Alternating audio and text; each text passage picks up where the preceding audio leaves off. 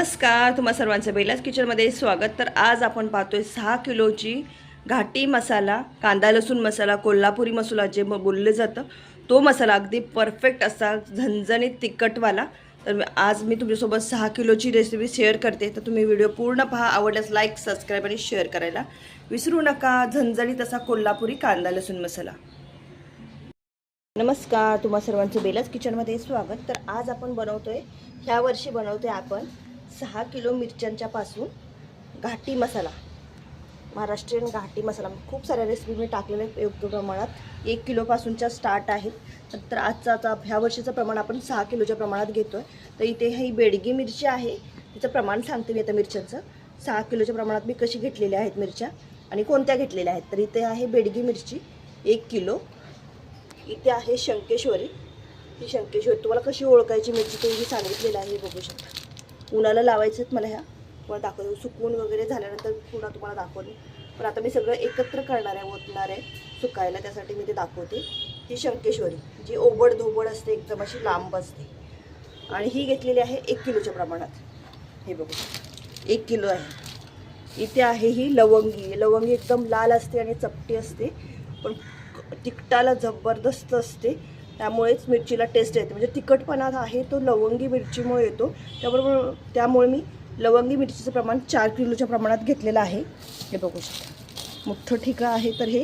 तर त्याच्यामध्ये मी 4 किलो घेतलेलं आहे. तर हे सगळं मी आता उन्हाला लावते, एक एक माने सुकवून घेते. हे बघू शकता.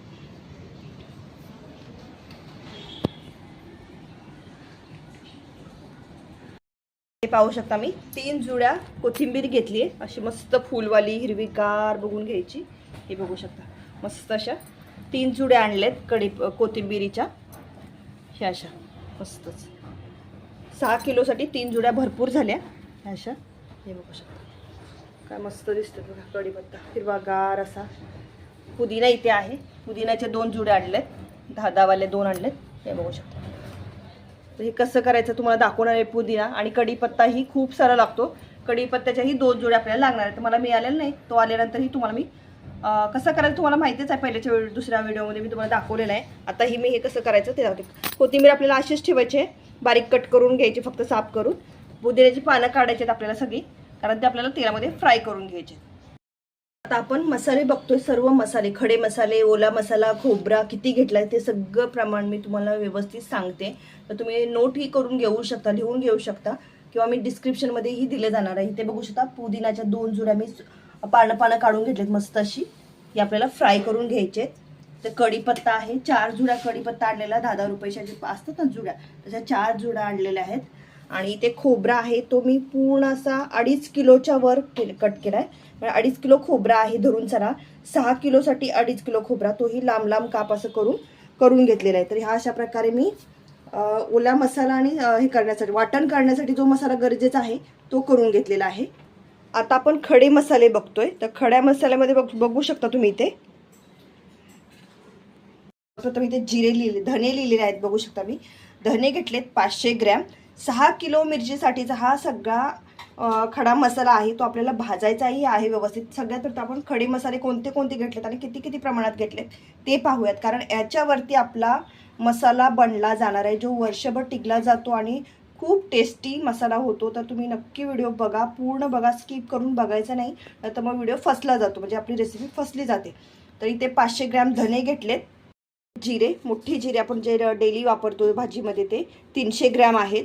इथे आहे शहा जिरे 100 ग्रॅम, म्हणजे 300 आणि हे 400, 100 असं, म्हणजे टोटल 400 ग्रॅम आहे. शाही जिरे जास्त टेस्ट येते आणि जिरा हा आपला नेहमीचा, म्हणजे दोन्हीचं प्रमाण आपल्याला साधलं गेलं पाहिजे.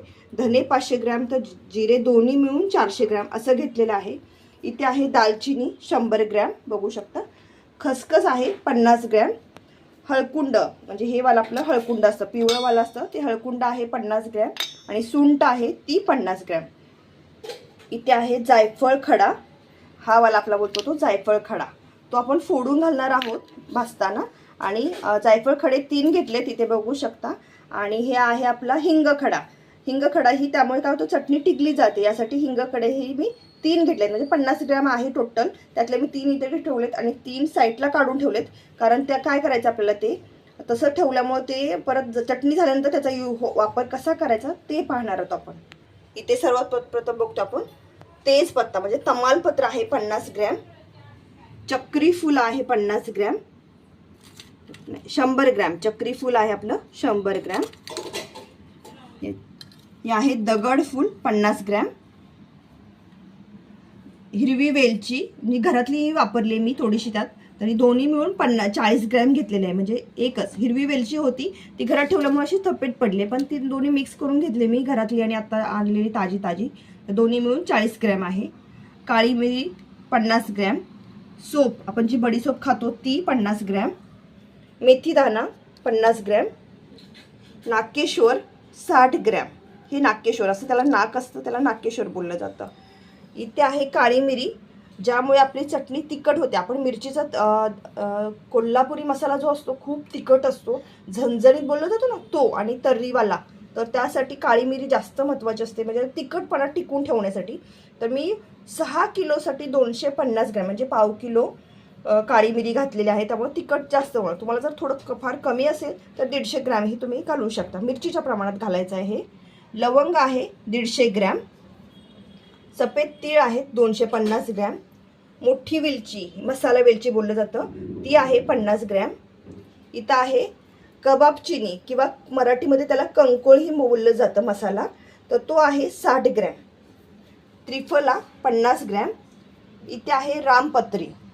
रामपत्री आणि जावेत्री कसं ओळखायचं? रामपत्री थोडीशी येल्लोइश असते आणि जावेत्री ही लालसर असते, पूर्ण लालसर असते, हे ते बघू शकता. तर रामपत्री आणि जावेत्री दोन्ही मिळून 50-50 ग्रॅम आहे, तर टोटल 100 ग्रॅम. हा आपला नेहमीचा मसाला जो आपण मसाला बनवण्यासाठी आणि त्याच्यामुळे आपल्या चटणीला जबरदस्त घाटी मसाला, कोल्हापुरी कांदा लसूण मसाला एवढा जबरदस्त बनतो, हा बेस आहे त्याचा.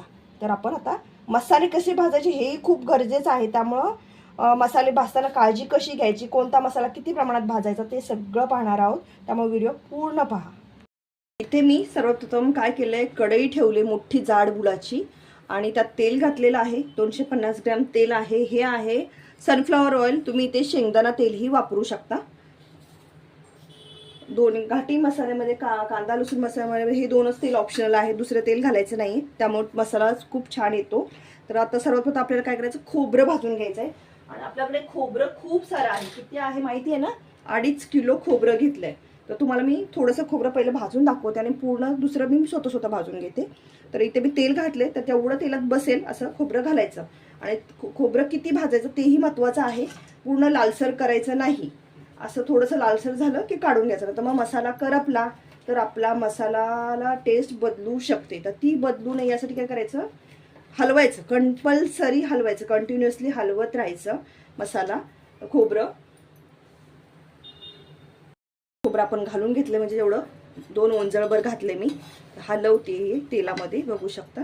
तेल जास्त मी कडवलं नाही आहे, का तर लगेच करपलं जातं, तर थोडंसं नॉर्मल गरम झालं की लगेच घातलं. का तर खोबरं आहे आणि खोबऱ्याच्या वाट्या घेताना सफेद वाट्या बघून घ्यायच्या, उन्हाला लावून घ्यायचं खोबरं. उन्हात जरा थोडं आणल्यानंतर बाजारातनं पुसून वाट्या त्यांना उन्हामध्ये थोडंसं लावून अशा लांबसरही करू शकता किंवा असं फोडूनही घालू शकता. म्हणजे कशाने तुम्ही फोडून घालू शकता मोठ्या मोठ्या वाट्या.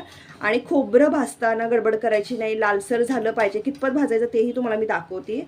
आणि प्लस खोबरं भाजून झाल्यानंतर ते वेगळंच ठेवायचं थंड करायला, आणि वेगळ्या पिशवीमध्ये भरून आपल्याला ते कांडप वाटप म्हणजे हे करतात ना मशीनमध्ये बारीक, तिथे मिक्स करायला नेताना हे वेगळंच करून न्यायचं, कारण मग परत ते बारीक होत नाही मिरचीसोबत. तर त्यामुळे ते लोक अगोदरच मशीनमध्ये घालून बारीक करून घेतात आणि मग मिक्स करतात. त्यामुळे हे तुम्हाला माहिती हवं, जे नवीन आहेत त्यांना माहिती नसेल तर त्यांच्यासाठी ही म्हणजे मी सांगते. तुम्ही लक्षात ठेवा की खोबरं हे भाजून वेगळं ठेवायचं, थंड झाल्यानंतरच सगळा मसाला जेव्हा थंड होईल तेव्हा वेगवेगळ्या पिशवीमध्ये अलग अलग कोणता मसाला एकत्र करून भाजायचा तेही मी तुम्हाला दाखवणार आहे. तर बघू शकता मी खोबरं पूर्णच्या पूर्ण अलग भाजते. पाहू शकता आपलं खोबरं मस्त असं भाजून झाले आणि असंच लालसर थोडंसं करायचं आहे, पूर्ण जास्त काळसपट पडून द्यायचं नाही. आता हे मी काढून घेते आणि मी परात मस्त अशी परात घेतली आहे आणि सुकून अशी पुसून घेतलेली आहे, ओलसरपणा ठेवलेला नाही आहे. सगळं सुक्या ह्याच्यात काढून घ्यायचं आहे आपल्याला, कारण तेलचे मसाले आहेत, वर्षभर टिकणारा मसाला आहे आपल्याला, तर त्यासाठी पाणी नाही लागलं पाहिजे ह्या मसाल्याला. बघू शकता हे खोबरं भाजून झाले माझं. मी आता अशाच प्रकारे सर्व खोबरं 2.5 किलो जे खोबरं आहे ते पूर्ण भाजून घेणार आहे. ते आपलं खोबरं पूर्ण 2.5 किलो खोबरं बघू शकता पूर्ण परात भरून असं झालंय आणि मस्त असं भाजून घेतलंय मी. बघू शकता अशा प्रकारे भाजून घ्यायचं खोबरं व्यवस्थित. आता मी परत आणि कढईमध्ये तेल घातले जरा जास्त, कारण आपल्याला पुदिना तळायचा आहे आणि नंतर आपल्याला कढीपत्ता तळायचा आहे. तर त्यासाठी इथे मी तेल परत गरम करायला ठेवले. तर आता मी हे सगळं उचलून खोबरं साईडला ठेवले थंड करायसाठी. आता सर्व साहित्य मी परातीमध्ये घमेलीमध्ये काढणार आहे. मोठी अशी घमेली घेतली बघू शकता ही. तर याच्यामध्ये काढणार मी साईडला ठेवते. तर आता सगळं राहिलेलं साहित्य आहे ते आपल्याला एका ठिकाणी काढायचं आहे. तर इथं तेल गरम झालंय. थोडं पुदिना घालूया आपण आणि एकदम क्रिस्पी असा फ्राय करायचा. हे बघू शकता मस्त. थोडं दाखवते तुम्हाला फ्राय करताना. आणि काढून घ्यायचं लगेच. मस्त पुदिनामुळे चटणीला एवढा मस्त जबरदस्त सुगंध येतो आणि छान लागतो. तुम्ही बोलाल चटणीमध्ये पुदिना घालतात का? हो घालतात. कोल्हापूर साईडला मस्त असा पुदिना घातला जातो आणि कढीपत्ता घातला जातो. त्यामुळे त्या चटणीला एवढा छान टेस्ट येतो, सुगंध येतो. तुम्ही वेळ ट्राय करा. माझ्या सर्व रेसिपी ज्या कोल्हापुरी घाटी मसाला आहे त्याच्यामध्ये अगदीच्या व्हिडिओमध्ये मी ही घातलेला आहे. तुम्ही मसाला माझा एक वेळ तुम्ही टेस्ट करा हवा तर बनवून. आणि आवडला तर नक्की लाईक, सबस्क्राईब आणि इतरांसोबत व्हिडिओ शेअर करायला मात्र विसरू नका. अशा छान छान रेसिपी आहेत ना माझ्या व्हिडिओ म्हणजे चॅनेलवरती. तुम्ही तिथे नक्की जाऊन विजिट करा. परफेक्ट प्रमाण आहे. रेसिपी कुठलीही फसणार नाही तुमची. तर त्यासाठी विजिट करा आणि बनवून पहा. बघू शकता हा तळल्यानंतर एकदम म्हणजे एकदम कमी झाला आणि असाच क्रिस्पी झाला पाहिजे. हे बघू शकता. तर हे आपण काढून घेऊयात. एकदम खुसखुशीत झाला पाहिजे तरच काय मस्त तळताना एवढा छान सुगंध येतो ना, मस्त सही आहे. आणि एक हे शिजलंय की नाही म्हणजे पुदिना आपला झाला की नाही तर बघू शकता बुडबुड्या त्या पूर्ण तेलाचं जे उकळलेलं तेल होतं ते एकदम शांत झाले. म्हणजे त्यातलं जे बुडबुडे येतात ना आतमध्ये बबल्स ते पूर्ण दिसायचे बंद झाले. त्याचा अर्थ हे एकदम क्रिस्पी झालंय. तर यात आपण काढून घेऊयात. अशा प्रकारे सर्व मी पुदिना करून घेते. बाकीचाही सर्व पुदिना मी एकसाथ आता घातलाय. मस्त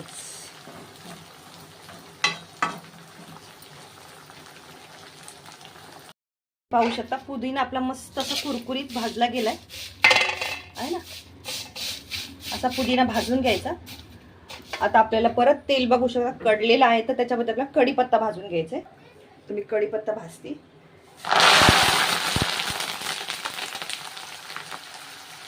कढीपत्ता घातला ना की थोडं साईडला उभं राहायचं कारण त्याचे उडकत असं फटफट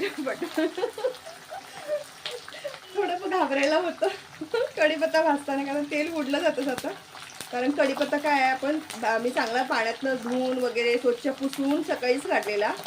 आता मी त्याला पाण्यात घातला तर थोडंसं ओला असतो ना त्याच्यामध्ये मॉइश्चरायझर असतं. त्यामुळं काय होतं तसं तेलात घातल्यामुळे उकडलेल्या तेलात त्याचा आवाज येतो. बघू शकता पण मस्त कढीपत्त्याचाही जबरदस्त स्वाद सुटलेला आहे. सुगंध घरभर असा आणि मस्तच. आता हे असं मी क्रिस्पी होईपर्यंत हा मी भाजून घेणार आहे. आणि अशाच प्रकारे सर्व मी असं कढीपत्ता भाजून घेते तेलामध्ये. मस्त क्रिस्पी होईपर्यंत चांगला तळायचा. म्हणजे तेल थंड झालं ना की समजून जायचं की तो भाजला गेलाय. आता तुम्हाला कळायचं असेल की भाजताना कशी काळजी घ्यावी लागते. कारण तेल उडलं तर भाजू शकतं. त्यामुळे थोडंसं जेव्हा ओलसरपणा ज्याची वस्तू असतात त्यामुळे पाण्याचा अंश असतो. म्हणजे कढीपत्ता आला आपला पुदिना आला तर त्याच्यामुळे भाजताना थोडंसं तेल पटकन टाकायचं. थोडंसं साईडला उभं राहायचं. ही काळजी घ्यायची नेहमीच. हे बघू शकता मस्त असा हा क्रिस्पी भाज झाला. त्याचा कलरही बदलू शकतो. बघा डार्क एकदम असा झाला ना मग अशी ग्रीनिश होता. आता एकदम डार्क ग्रीनिश व्हायला लागला. बघू शकता कढीपत्ता आपला भाजला गेले. तेल एकदम शांत झाले म्हणजे आवाज येत नाहीये. तर हे भाजलं गेले एकदम कुरकुरीत झाला असाही त्याचा आवाज येतो एकदम क्रिस्पी क्रिस्पी. बघू शकता. तर हे आपण काढून घेऊया पुदिनाच्या ह्याच्यात. मोठा एकच परत येत आता मी सगळं ज्यामध्ये घमेलीमध्ये सगळं काढून घेणार आहे. हे असं काढून घेताना राहिलेला ही कढीपत्ता मी अशाच प्रकारे भाजून घेणार आहे ना. तेल असं करायचं जसं म्हणजे तेल वितळलं जातं म्हणजे ह्यातून नितळलं जातं असं खाली आणि राहिलेलं काढून घ्यायचं. शकता आपले कढीपत्ताही मस्त असा खुसखुशीत झालाय आणि पुदिनाही हे बघा मस्त आहे ना खुसखुशीत झालाय. आता आपल्याला तेल जास्त आहे तर आपण काय करू याच्यामध्ये पहिलं तमालपत्र भाजून घेऊया. तमालपत्र आहेत आपल्याकडे म्हणजे तेजपत्ता 50 ग्रॅम आहे तो आपण त्याच्यामध्ये भाजून घेऊया. म्हणजे तेलामध्ये कसं फिरवता येतं ना, जास्त तेल असेल तर फिरवता येत नाही. हे तुम्ही चिरून कापून मोडून तोडूनही टाकू शकता. तर मी काय करते, मोडून तोडून नाही टाकत आहे. आता असं अटके टाकले तर ते असे भाजून घेते पहिले. थोडेसे ट्रान्सफर झाले की बस झाले, जास्त हे नाही करायचं नसतं. कलर चेंज झाला नको आपल्याला करायला, फक्त तेलात नाही काढायचे असतात तमालपत्र. ऑलरेडी हे सुकलेलेच असतात, त्यामुळं फक्त मसाल्यामध्ये व्यवस्थित बारीक व्हायला हवं यासाठी थोडंसं तेलातनं काढलं म्हणजे त्याला क्रिस्पीपणा येतो आणि त्याचा सुगंधही उतरला जातो मसाल्यामध्ये, यासाठी त्याला तेलातनं काढायचं. हे बघू शकता, बघू शकता है ना. काढून घेऊया आपण हे आता. असं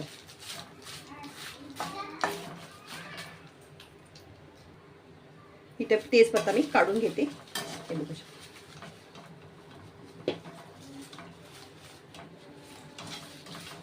सांडे असंच करून घेते, काय म्हणून काढता येईल.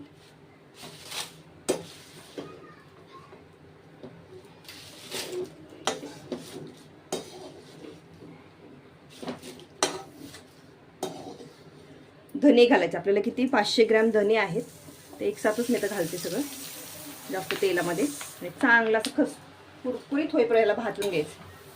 हे घरचे धने आहेत, गावचे शेतातले घरातले म्हणजे स्वतःच्या शेतातले धने आहेत. त्यांना टेस्ट एवढा सुंदर असतो ना.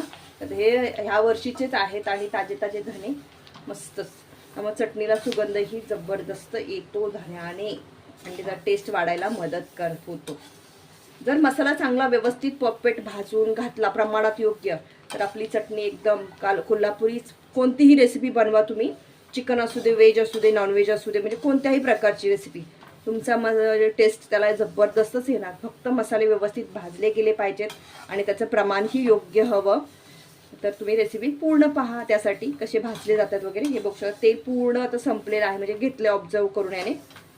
आणि भाजताना मी कंटिन्युअसली हलवते, थांबत नाहीये, कारण करपू शकतात थांबलं तर, म्हणून हलवत राहायचं. खाली पूर्ण बुडापासून असं, कढईच्या बुडापासून असं हलवून घ्यायचं आणि सांडू नये याचीही काळजी घ्यायची. गॅस फुलवरती ठेवलेला आहे मी.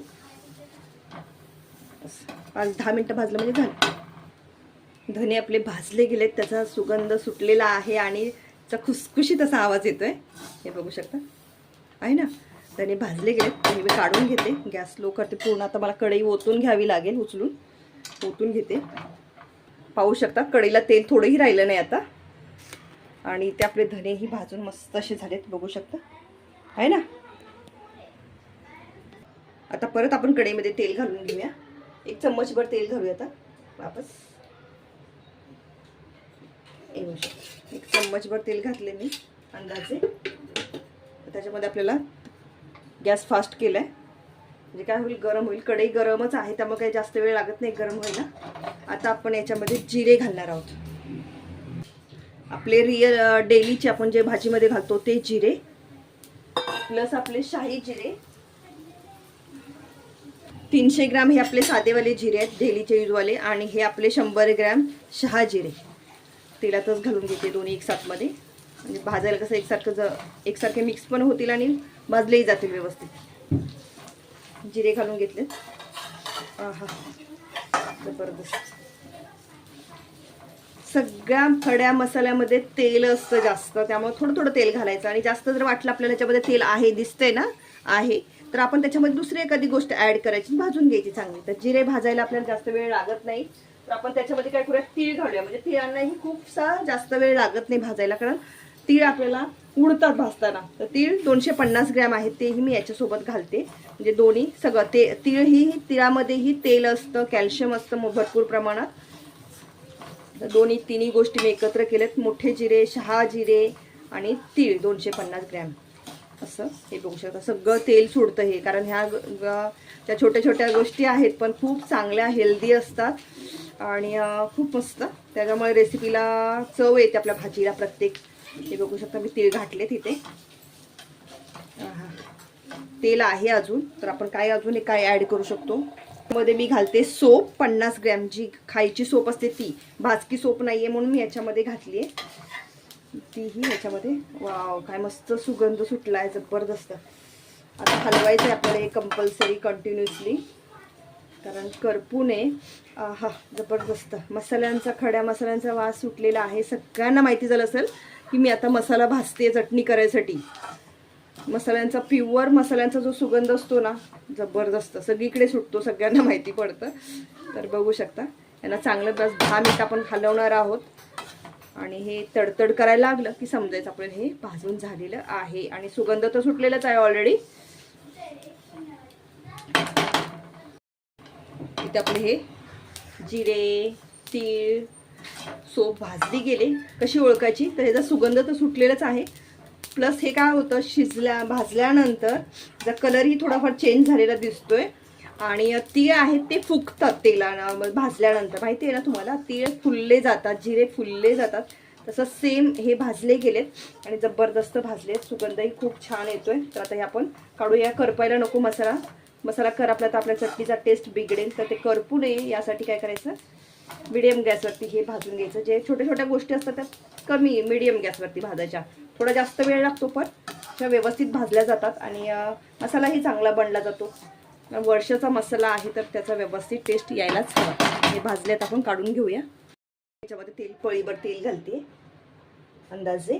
आपली जी घरातली डेली जी पळी असते त्या अंदाजे तेल घालायचं. मी 1 चम्मच मोठा असतो तेल घातले. ही आहे 250 ग्रॅम काळी मिरी, हे बघू शकता. तर मी ती घालते.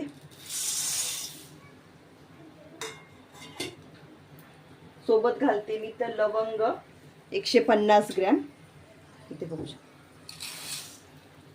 आपण यांना पहिलं तेलही गरम झाले. आपलं तेल किती आहे त्याच्यानुसार आपल्याला आता एक एक वस्तू याच्यामध्ये ऍड करायची आहे. हलवायलाही आलं पाहिजे व्यवस्थित. हे बघू शकता, लवंग आणि काळी मिरी. त्याच्यामध्ये म्हणजे कबाब चिनी, म्हणजे कंकोळ मराठीत बोललं जातं. कबाब चिनी ही अशी असते, माहिती आहे ना तुम्हाला, तर ती घालते. त्या छोट्या छोट्या गोष्टी आहेत, त्यांना करपू द्यायचं नाही आपल्याला आणि व्यवस्थित भाजूनही घ्यायचं. इथे आपण घालतो त्रिफळा 50 ग्रॅम. हे बघू शकता फुटलेला असतो तो त्रिफळा. सगळं व्यवस्थित हलवत राहायचं. तेल लागलं पाहिजे त्यांना, भाजलं गेलं पाहिजे, प्लस करपलं नाही पाहिजे. सोबत घालते इथं मी नाकेश्वर, जे त्यांना नाकासारखं दांडामध्ये देठ असतंच ना, ते नाकेश्वर, ते 60 ग्रॅम आहे, ते घालते. मस्तच जबरदस्त. आता आपण याच्यामध्ये घालूया काळी मिरी 50 ग्रॅम.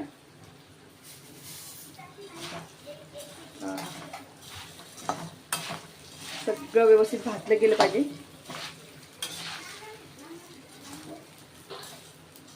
सावकाश गॅस मिडियम ठेवायचा आणि व्यवस्थित भाजून घ्यायचं.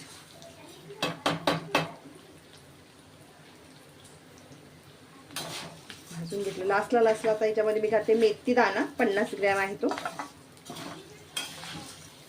हे बघू, मेथी दाणा 50 ग्रॅम.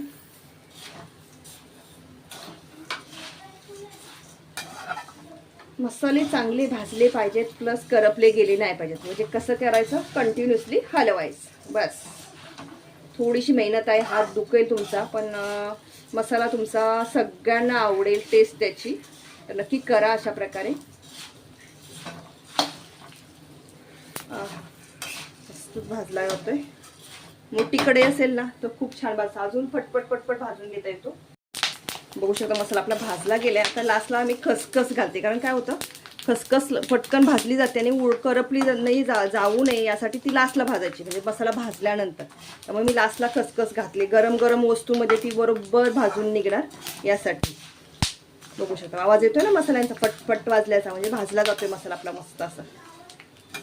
हा जबरदस्त. आता हे आपण काढून घेऊया. गॅस स्लो करायचा आणि ओतून घेतील आता कढई.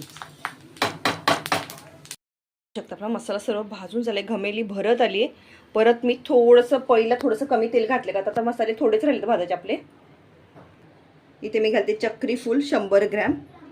गॅस मिडियम ठेवलाय. मोठी वेलची 50 ग्रॅम.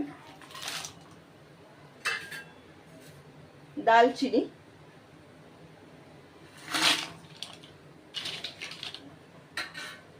आणि जायफळ सगळ्यात पहिलं हिरवी वेलची 40 ग्रॅम.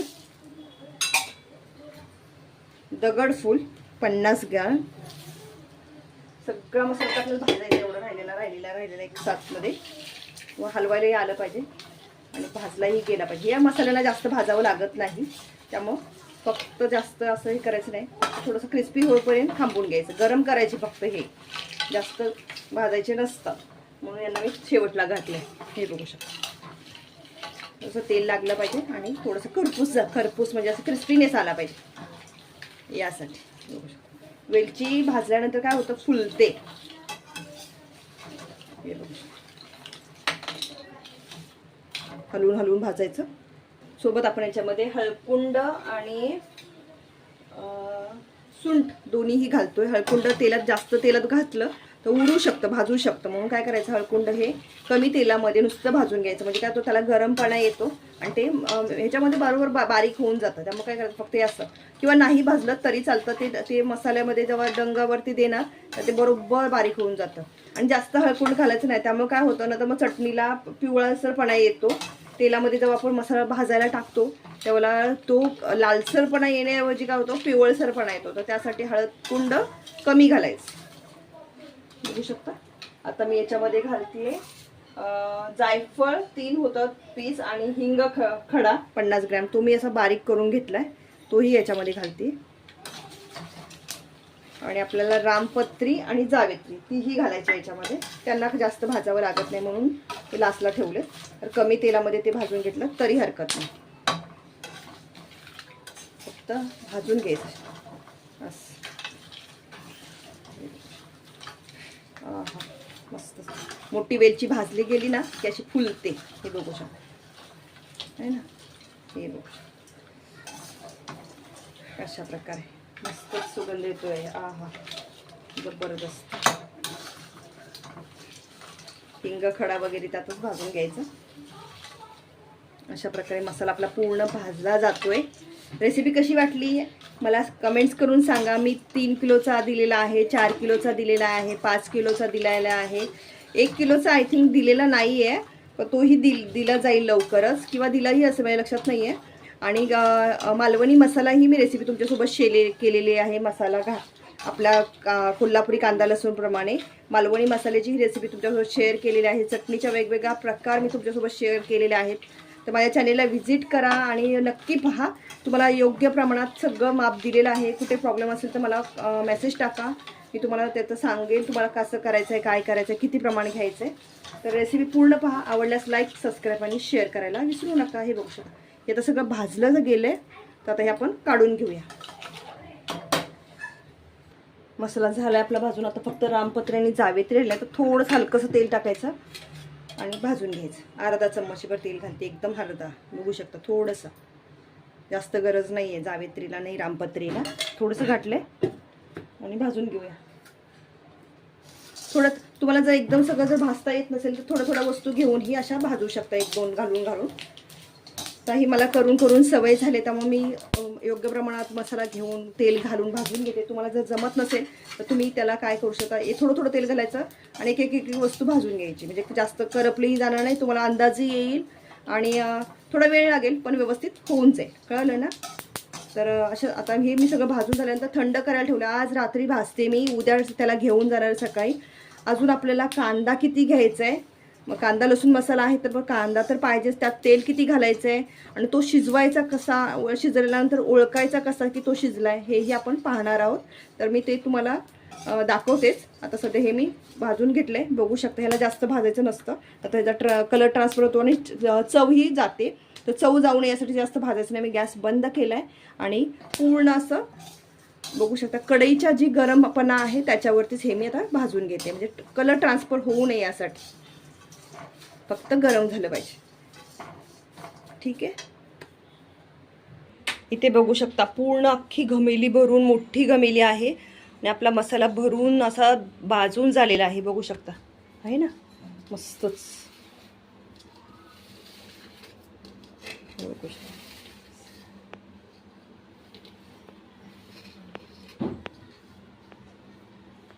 पाहू शकता हा 3.5 किलो कांदा आहे चिरलेला आणि असा मस्त असा मी काल एक दिवस पूर्ण सुकवला आहे उन्हामध्ये त्याला, तरी बऱ्यापैकी सुकलेला आहे. नाही सुकला तरी चालतो, पण मी याला 6 किलोसाठी 3.5 किलो कांदा घेतला आहे आणि त्याच्यामध्ये आपल्याला 1 लिटर तेल घालायचं आहे सुकायला, म्हणजे शिजायण्यासाठी 1 किलो तेल घालायचं. ते सनफ्लावर ऑइल मी ते घालते. मी ते किटलीमध्ये तेल काढून घेतले आणि 1 लिटरच्या प्रमाणात घेतले. तर ते तेवढं पुरेसं असतं, कारण जसं जसं कांदा शिजत जातो तसं तसं तेल कांद्यालाही सुटतं. त्यामुळं तेवढंसं जास्त तेल घालायची गरज नाही आहे. एवढं तेलामध्ये तो शिजून जाणार. शिजायला 1-2 तास लागतात कांदा शिजण्यासाठी. हे महत्त्वाचं आहे. कांदा कसा शिजला हेही पाहायचं आहे आपल्याला. तर मी त्याला मीडियम गॅसवरती ठेवून देते शिजण्यासाठी. शिजल्यानंतर तुम्हाला दाखवते कांदा ट्रान्सफर कसा होतो, तो ओळखायचा कसा. ते पाहू शकता आपला कांदा शिजला आहे. बघू शकता कांदा शिजल्यामुळे पूर्ण पातेलभर होता तो पूर्ण खाली गेले, अर्ध पातेलं झाले आणि तेल आहे ते वरती आले. असा कांदा शिजला पाहिजे, एकदम ट्रान्सपरंट. तर तो मस्त असं चटणीमध्ये मुरला जातो, बारीक होतो. शिवाय चटणीला टेस्टही छान येते आणि आपली चटणी खराबही होत नाही. याच्यामध्ये पाण्याचा अंश थोडाही नाही आहे. पूर्ण पातेलं सुकवून त्याच्यामध्ये कांदा घालून तेल आपण घातलं होतं आणि आता तो पूर्ण ट्रान्सपरंट झाला. असा कांदा शिजला की हा कांदा आपला झालेला आहे. तर आता मी गॅस बंद करते. आता डब्यामध्ये भरून मी तुम्हाला काय काय घेऊन चालेल लास्टला दाखवणार आहे. इथे पाहू शकता आपली पूर्ण तयारी झाली. आता घेऊन जायचं आहे आपल्याला. आल्यानंतर चटणी कशी बनली ते तुम्हाला मी दाखवतेच. हे बघू शकता खोबरं कसं खाली गेले आणि तेल वरती आले. इथे आपला 2.5 किलो लसूण आहे. कोथिंबिरीच्या 4 गड्ड्या आहेत. खोबरा भाजलेला आहे ते 2.5 किलो आहे.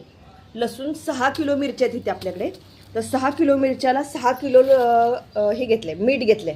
मीठ सकाळपासून उन्हाला लावलेलं एकदम कुरकुरीत असं झालं पाहिजे, तसं केले. तर असं आपली पूर्ण तयारी झाली. तर आता आपण हे ठेचून आल्यानंतर मी तुम्हाला दाखवते.